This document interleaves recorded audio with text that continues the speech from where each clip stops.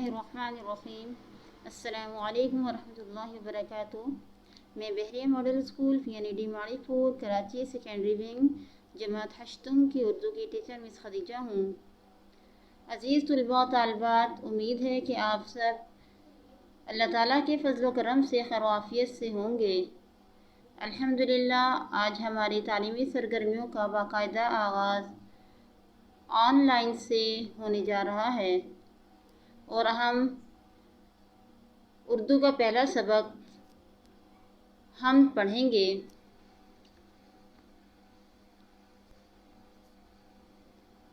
یہ سبق جس صنف ادب سے تعلق رکھتا ہے وہ نظم کہلاتی ہے،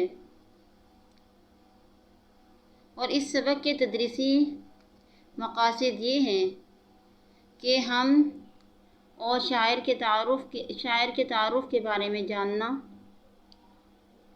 مرکزی خیال میں فہم پیدا کرنا،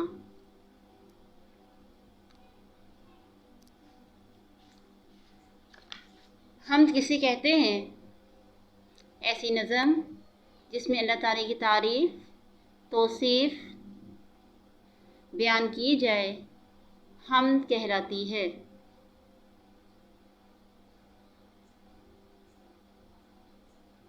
مسلمان اپنے ہر کام کا آغاز اللہ تعالیٰ کے نام سے کرتے ہیں، اسی لیے ہم اپنی کتاب کا باقاعدہ آغاز بھی اللہ تعالیٰ کی تعریف و توصیف سے کریں گے۔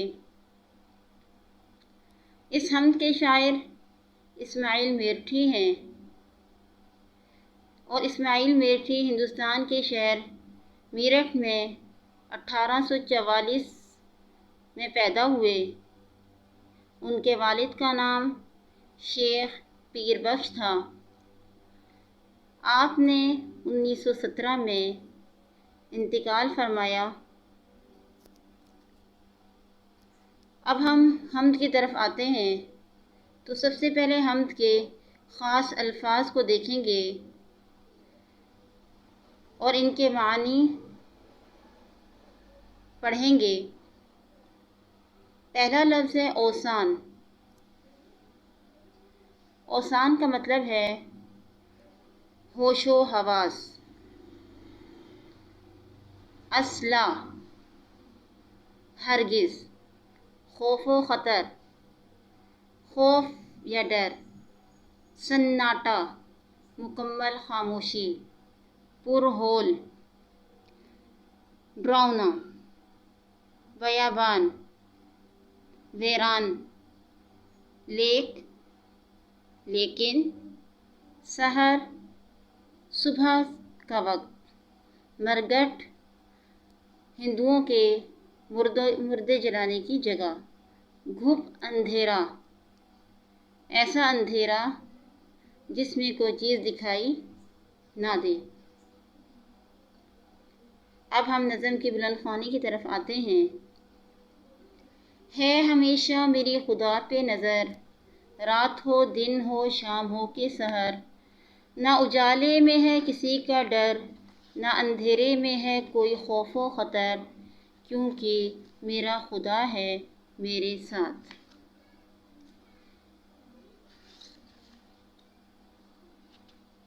عزیز طلباء، ایک بات جو اس حمد کے بارے میں بتانی تھی، جیسا کہ آپ دیکھ رہے ہیں کہ اس حمد میں 6 بند ہیں اور ہر بند 5 مصرعوں پر مشتمل ہے۔ ایسی نظم جو 5 مصرعوں پر مشتمل ہو مخمس کہلاتی ہے۔ ایسی نظم جس کے بند میں 5 مصرعے ہوں مخمس کہلاتی ہے۔ تو یہ نظم چونکہ 5 مصرعوں پر مشتمل ہے، جیسا کہ پہلے میں نے بند پڑھا، تو یہ نظم جو ہے مخمس کہلائے گی۔ پہلے بند میں شاعر کہتے ہیں کہ میری نظر ہمیشہ اللہ تعالیٰ ہی پر رہتی ہے۔ دن ہو، رات ہو، صبح کا وقت ہو، شام کا وقت ہو، روشنی ہو، اندھیرا ہو، مجھے کسی قسم کا خوف و خطرہ نہیں رہتا، کیونکہ میرا رب ہر وقت میرے ساتھ ہے۔ شام کا وقت یا سویرا ہو، چاندنی ہو کہ گھپ اندھیرا ہو، مینا نے آندھی نے مجھ کو گھیرا ہو، لیک پرہول دل نہ میرا ہو، کیونکہ میرا خدا ہے میرے ساتھ۔ اس شعر میں بھی شاعر یہی کہہ رہے ہیں کہ شام کا وقت ہو یا صبح سویرے کے وقت ہو،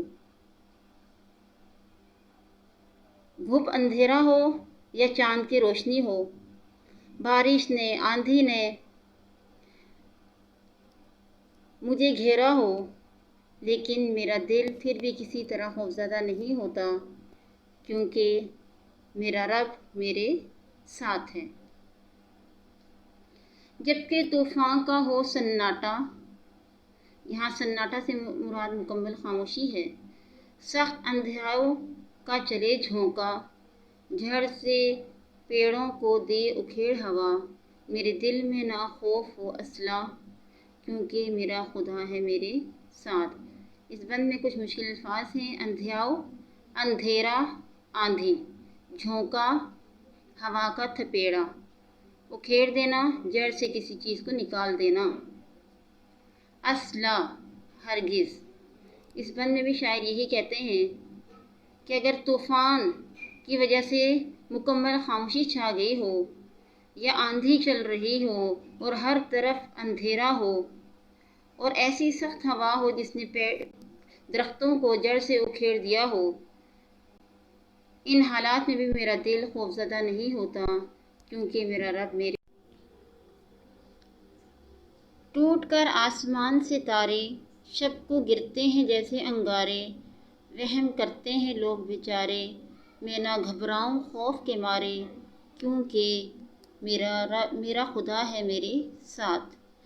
اس بند میں بھی شاعر یہی کہتے ہیں کہ جب رات آسمان پر شہاب ثاقب آپس میں ٹکراتے ہیں اور جب وہ ٹوٹ کر بکھر جاتے ہیں تو ایسا لگتا ہے جیسے آگ کے انگارے زمین کی طرف بڑھ رہے ہوں، تو اس صورت میں لوگ گھبرا جاتے ہیں، تو میں ان حالات میں بھی نہیں گھبراتا اور خوف کا اثر مجھ پر نہیں ہوتا، کیونکہ میرا خدا میرے ساتھ ہے۔ اگلے بند میں شاعر کہتے ہیں کہ میرے رستے میں ہو اگر میداں یا پرانا کوئی کھنڈر سنساں، کوئی مرگٹ ہو یا ہو قبرستان، نہ خطا ہوں وہاں میرے اوساں، کیونکہ میرا خدا ہے میرے ساتھ۔ اس میں کچھ مشکل الفاظ ہیں۔ کھنڈر، ویران، ایسی جگہ جہاں کوئی آباد نہ ہو، کوئی رہتا نہ ہو۔ سنسان، ویرانہ۔ مرگٹ، مردوں کے جلانے کا مقام۔ قبرستان، مسلمانوں کے مردوں کو دفنانے کا مقام۔ اوسان، ہوش و حواس۔ خطا ہونا، گم ہو جانا۔ اس بند میں شاعر یہی کہتے ہیں کہ اگر میں کہیں کھنڈرات سے گزر رہا ہوں یا سنسان جگہ سے گزر رہا ہوں یا کسی مرگٹ سے میرا گزر ہو یا قبرستان سے، ان جگہوں پر گزرنے کی وجہ سے میرے اوسان، میرے ہوش و حواس برقرار رہتے ہیں، وہ خطا نہیں ہوتے، کیونکہ مجھے مکمل یقین ہے کہ میرا رب میرے ساتھ ہے۔ ہو بیاباں میں گزر میرا یا سمندر پہ ہو سفر میرا، دور رہ جائے مجھ سے گھر میرا، رہے پھر بھی قوی جگر میرا، کیونکہ میرا خدا ہے میرے ساتھ۔ اس آخری بند میں شاعر کہتے ہیں بیابان۔ بیابان کا مطلب بھی ویران ہے، جہاں پہ کوئی آباد نہ ہو، اور بیابان کا لفظ ہر اس جگہ کے لیے استعمال ہوتا ہے جیسے صحرا، جنگل، ایسے راستوں کے لیے بیابان کا لفظ استعمال ہوتا ہے۔ تو کہہ رہے ہیں اگر جنگل سے میرا گزر ہو، صحرا سے گزر ہو، ریگستان سے گزر ہو، یا میں سمندر میں سفر کر رہا ہوں اور اپنے گھر سے بہت دور نکل جاؤں، تب بھی میرا دل خوفزدہ نہیں ہوتا، میرا دل مضبوط ہی رہتا ہے، کیونکہ مجھے یقین ہے کہ ہر وقت ہر لمحہ میرا رب میرے ساتھ ہے۔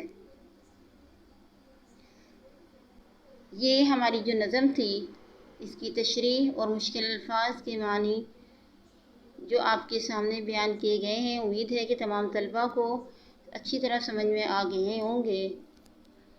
اب اس کے مرکزی خیال اور خلاصے کے بارے میں بات کرتے ہیں۔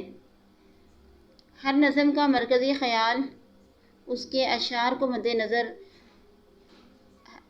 رکھ کر لکھا جاتا ہے کہ اشعار میں شاعر نے کس چیز کا ذکر کیا ہے، کس چیز کو مرکز بنا کر نظم کی تخلیق کی ہے، تو اس خیال کا اظہار ہم نثر کی صورت میں کریں گے، تو یہی پھر ہمارا مرکزی خیال ہوگا۔ اور مرکزی خیال 5 سے 6 سطروں پر مشتمل ہوتا ہے، جبکہ خلاصہ 8 سے 12 لائنوں پر مشتمل ہوتا ہے۔ خلاصے کے لیے چند باتوں کا جاننا ضروری ہے۔ سب سے پہلی بات، خلاصے میں جو لکھی جاتی ہے کہ خلاصہ لکھتے وقت پیراگراف نہیں بناتے۔ اشعار کی جو ترتیب ہے اسی ترتیب سے خلاصہ لکھا جاتا ہے۔ خلاصے میں الفاظ کا چناؤ نظم کے متن ہی سے لیا جاتا ہے۔ کوشش یہ کرنی چاہیے کہ جو نظم میں الفاظ استعمال ہوئے ہیں وہی ہم خلاصے میں استعمال کریں۔ اس کے علاوہ اپنی طرف سے کسی قسم کا حوالہ خلاصے میں نہیں لکھا جاتا اور نہ ہی کوئی اپنی طرف سے اشعار لکھے جاتے ہیں، کیونکہ خلاصہ سبق کا یا پھر نظم کا ہم کر رہے ہوتے ہیں، تو جو چیز سبق یا نظم میں بیان کی جاتی ہے اسی چیز کو مختصر کر کے، اسی متن کو مختصر کر کے ہم لکھ رہے ہوتے ہیں۔ اور بہترین خلاصہ عام طور پر جو ہوتا ہے وہ 8 سے 12 سطروں پر مشتمل ہوتا ہے۔ امید ہے کہ آپ کو مرکزی خیال اور خلاصے کے بارے میں جو بتایا گیا ہے سمجھ میں آ گیا ہوگا۔ اپنا خیال رکھیے گا۔ اللہ حافظ۔